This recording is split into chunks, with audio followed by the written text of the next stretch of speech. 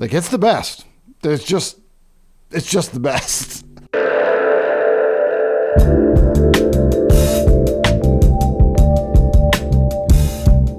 What's up, everybody? Anthony here, Reflection Concept, reflectionconcept.com. Quick shout out to start this video. Thank you to everyone that got me over that 1,000 subscriber mark.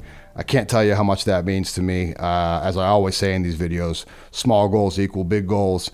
And that is the first step into hopefully monetizing this channel. Got to get the watch hours up. So feel free to just leave this video on a few extra minutes, maybe, you know, if that the cumulative effect of that will help out a lot. If you haven't subscribed to the channel yet, please do so. It's a very free and easy way to let me know that you're watching this stuff. Let me know that you enjoy it, and hopefully can continue to bring you videos that are probably not that entertaining, but hopefully informative.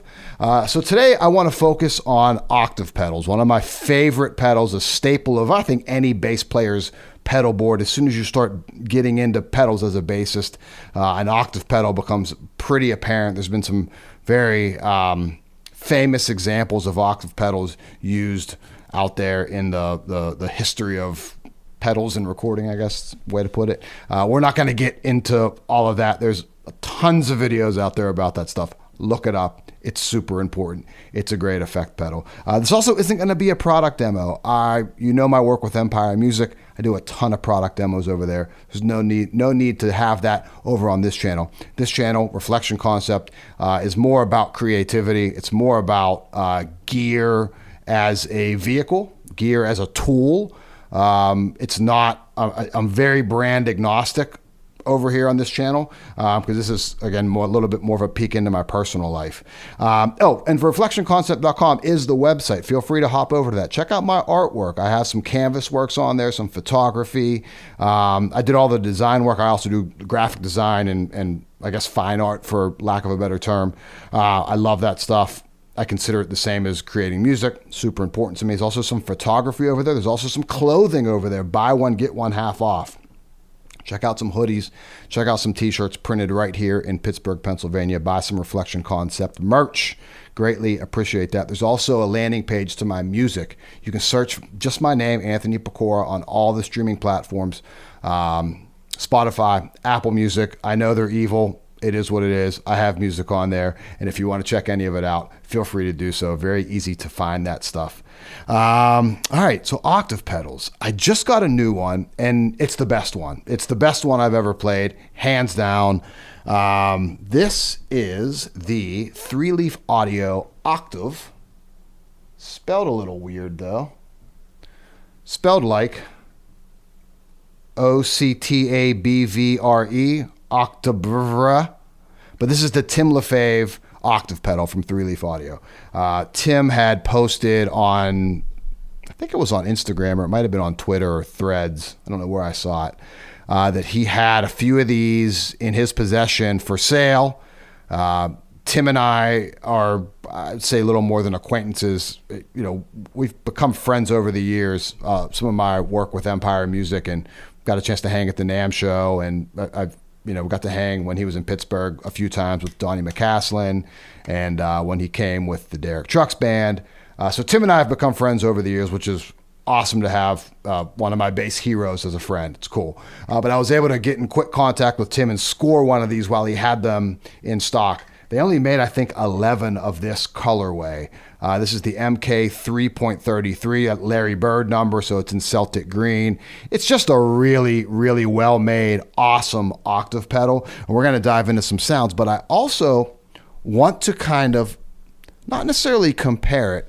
I guess we would compare it, but I like all these pedals. So this isn't this verse, this verse, this verse, this.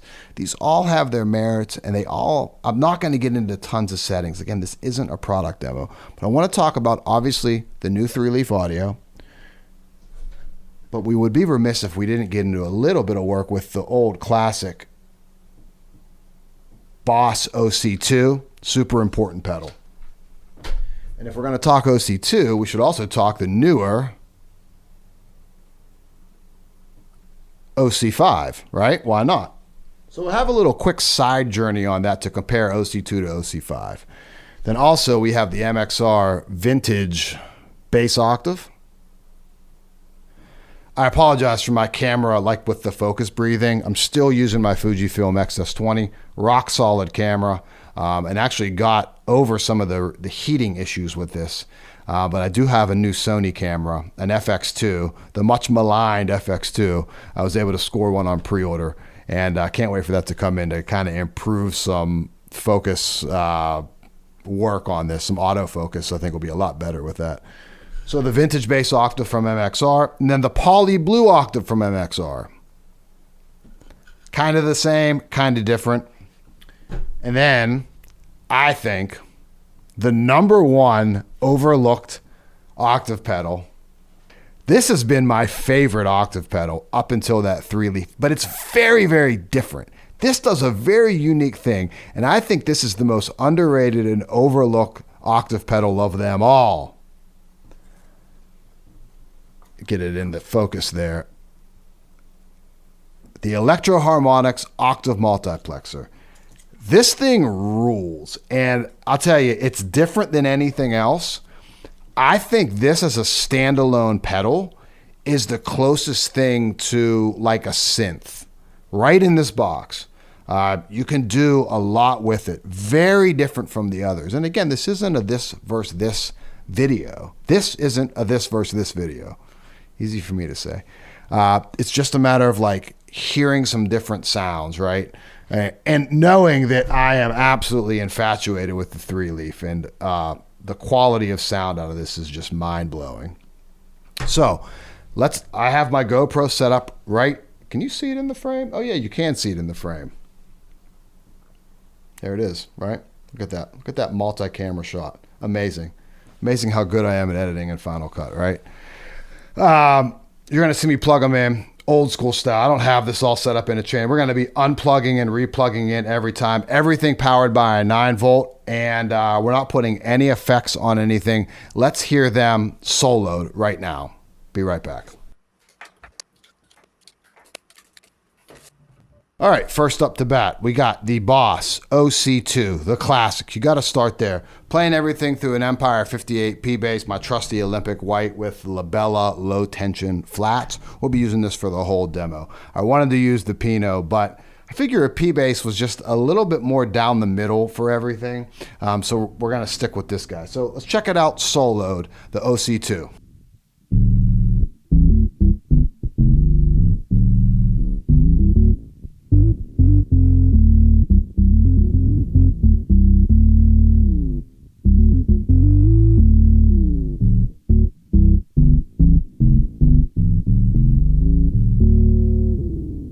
Pretty classic. I think it tracks very well down low here, which is an important feature to me.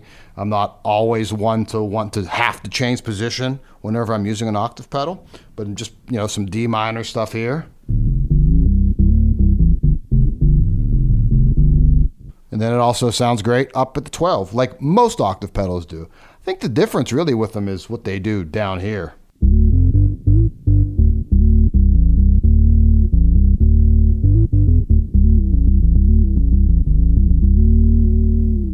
And the one thing I'll note right away, and you'll hear it when I plug in the OC5, these are definitely a little lower in volume. This is probably the lowest output of all the stuff, but who cares? I mean, we can always just turn up a little bit.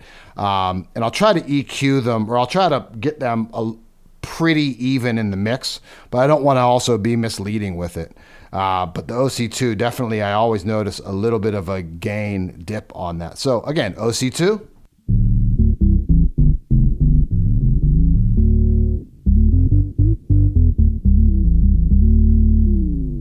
Cool. Let's check out the OC5.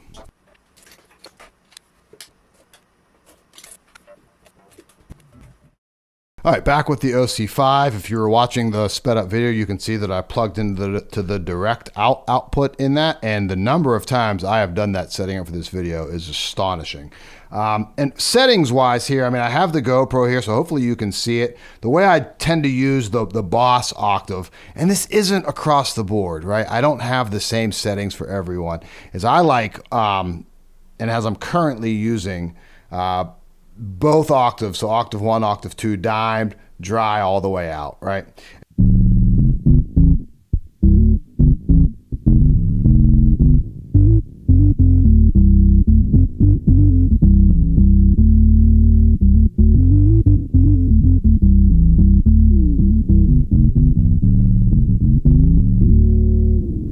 So you'll notice right away there's more gain out of this pedal, and there's some settings on here. So I have it on vintage, so I want it to behave not polyphonic. If I flip it to polyphonic, check it out.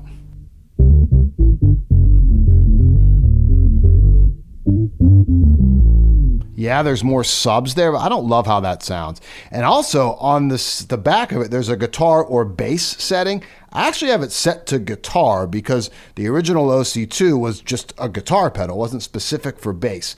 And if you hear it here on guitar, then here it is on bass.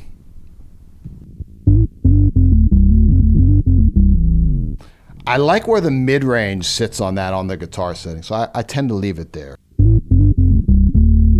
I notice a pretty big difference on this lower.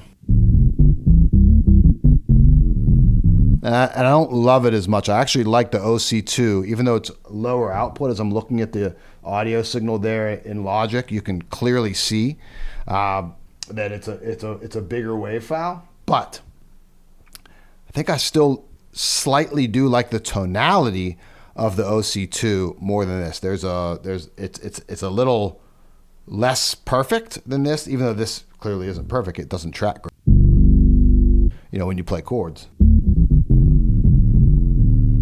But there's a thing to the OC2. That said, if you can get your hands on an OC5, they're reliable. They're still awesome. It's still a great octave pedal. And I'm going to play this again, and I'll flash in some of the OC2 stuff right next to it.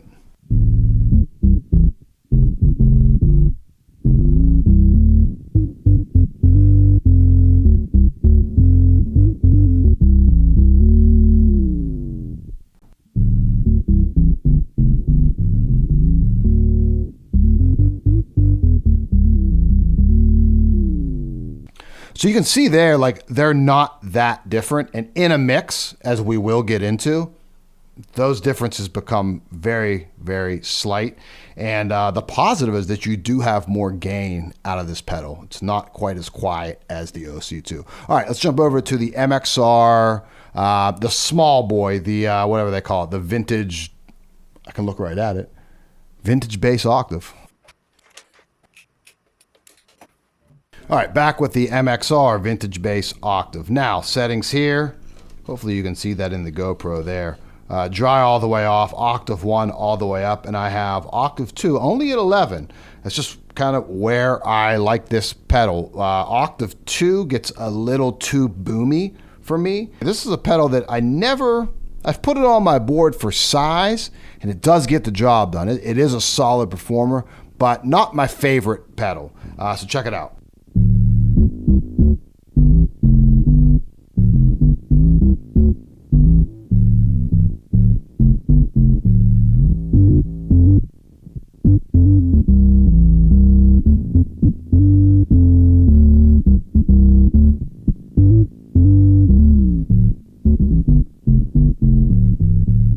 Actually sounds really good here as I'm playing it solo. You know, I should give it another chance on a board. But what I've found is sometimes it's a little too loose and not focal enough on some of the lows. Not very defined sounding. It's just something I've noticed in the past.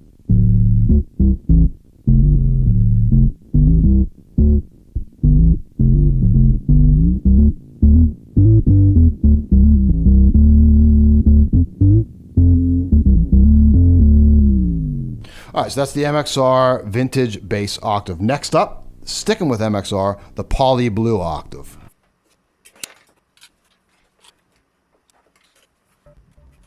I'll say this, one thing about this that really bothers me is that the 9-volt jack is on the side, and as it is on the layers pedal here, but on the little guy, it's on the top. Like, I wish MXR would put everything on the top.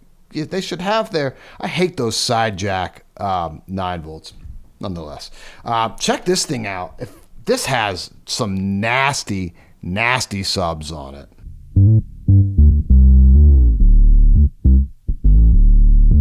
That's big.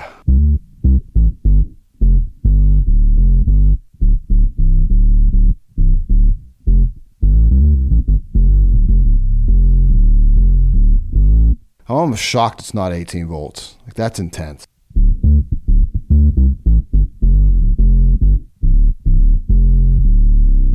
And I have, trust me, I have Octave 2 off. You can see it here. There's evidence right there. I have a little, actually, this is the first one I have a little bit of dry in. Let me take the dry out.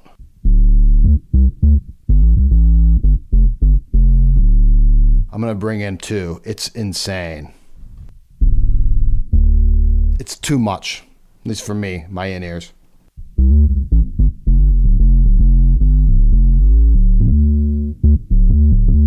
What I don't love is seems to be the slowest one, meaning the tracking on this is slow, the response is slow. And again, in a mix, I've always found this kind of like the Vintage Bass Octave, a little loose, not very defined. You notice that here. I don't love, this is my least favorite one up at the 12th fret.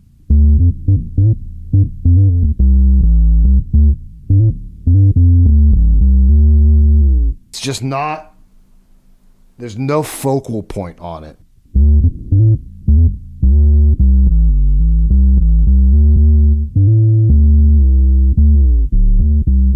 But I gotta say, it has some nasty, nasty subs. And I'm not playing to a track, so the immediacy and the tracking, the very short delay, but still there, it doesn't affect me as much here.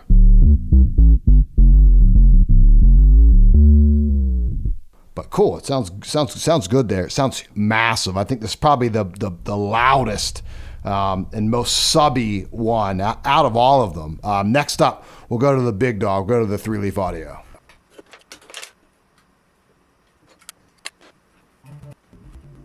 Yeah, I was wrong about that Poly Blue Octave one. That had a lot of subs to it.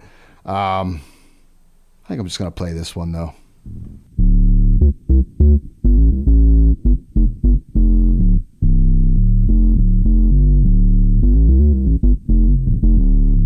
Like, it's the best. It's just the best.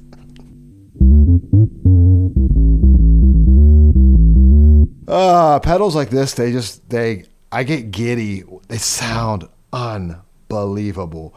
And I have, this does have the sub switch on it. It's not gonna do much though.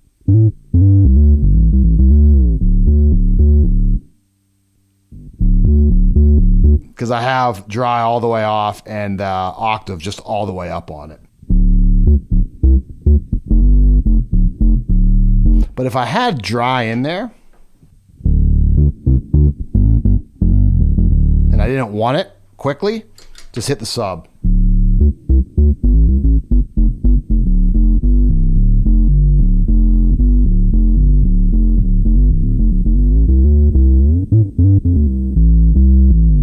But for all intents and purposes, I've just been leaving it off. That's unbelievable. That sounds so perfect. Leave it to 3 Leaf Audio, leave it to Tim LaFave to have the perfect octave pedal. And there's a reason these command such a high dollar on the aftermarket. They're super limited run. But, you know, I was never avoiding getting one. I could just never get my hands on one for like the normal street price. And I finally did. And man, it is a game changer.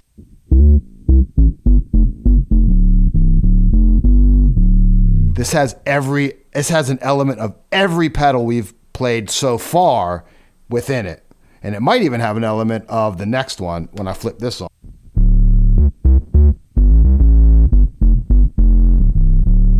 That's like, what do they call that? The overload switch? That's so good.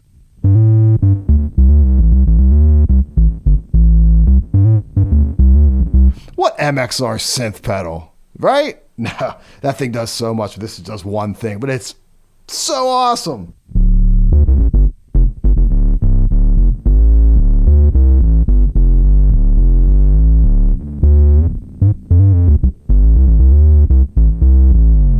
That's way too good. All right, so now the dark horse. This is the best. Like, just to me, purely personal opinion right here, this is the best octave pedal that's ever been made. Hands down.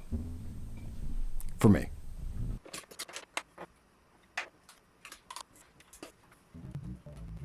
All right, so back with the Electro Harmonics, the Octave Multiplexer. This thing's usually dirt cheap too. It's not like an original one, but check this out. It's definitely different, but man, has it got some vibe to it.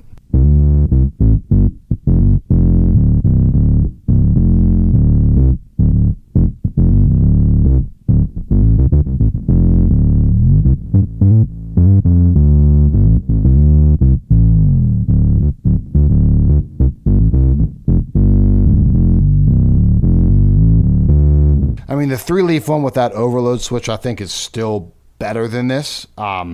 This doesn't have that fat, round, low end to it. If I roll back some of this high filter,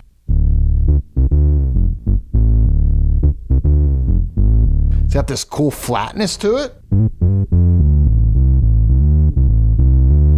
If I roll some of the bass filter back too,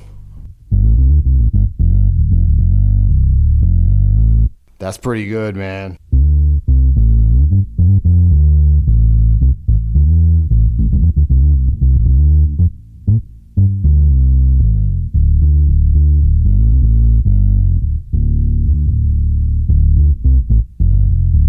And that's what the sub's on. Sub's off.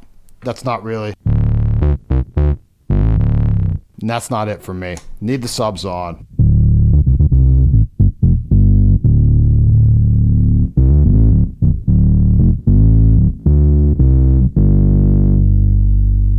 Man, I dig this pedal every time I play.